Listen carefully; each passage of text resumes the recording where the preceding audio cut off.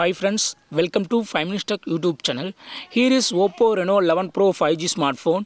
In this video, you will learn how to turn off touch sound in your phone Oppo Reno 11 Pro 5G. First of all, open any app or go anywhere on the screen.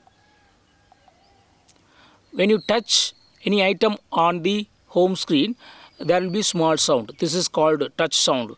If you would like to turn off this touch sound, yes, you can do it. What you have to do is go to the settings of your phone here, then go to sounds and vibration, and here select more sounds, and here you will find a touch sound option. Just to turn off this button. Now hereafter, if you touch on the icon in home page or app page, you will not get any sound. Now carefully listen. I touch this icon, there is no sound. So in this way you can easily turn off touch sound in your phone Oppo Reno 11 Pro 5G.